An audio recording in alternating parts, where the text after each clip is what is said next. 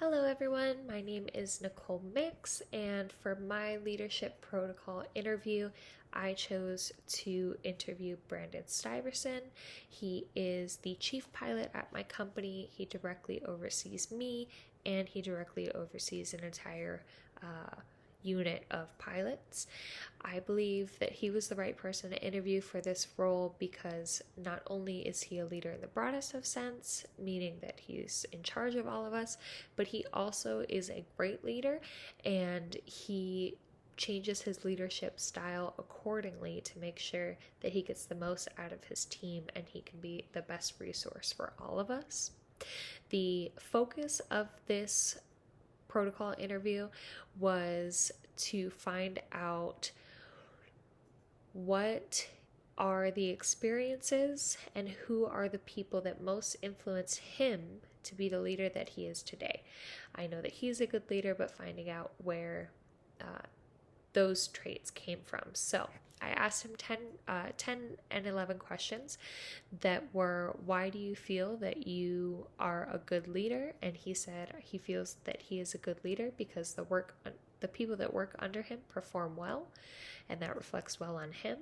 The second question was, what do you think you need to work on as a leader? And he said he needs to work on sharing responsibility because he often relies mostly on himself for things. When I asked him who is the most influential leader in his own life and why, he said his boss Brian when he was 16, because he was his first boss and still one of his best bosses, someone that he could always turn to, and someone that had an excellent work ethic and someone he wanted to model his life around. When I asked him what his worst day as a leader was, he said it was when a failed project was directly related to him not being able to fix a problem when he could have fixed it if he had gotten there in time.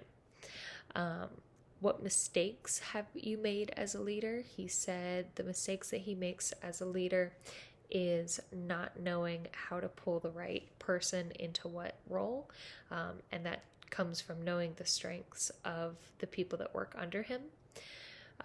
What makes him most proud as a leader? He said most proud as a leader is when his team performs well because that reflects on him performing well. Was there a moment in your life that you knew would influence you as a leader? And he said he's had bad leaders in the past, and he pulls from every experience to make sure that he is not doing what his previous bad leaders have done. Do you think that anyone has the potential to be a good leader? And he says yes, with the right determination and the right practice, anyone can be a good leader. Next, he said, I asked what the best advice is for someone who wants to be a good leader, and he said it is to listen to the people that work under him and learn from them, and to really focus on that. Then I asked, what is the number one mistake that inexperienced leaders make? And he said being a leader is not a power move.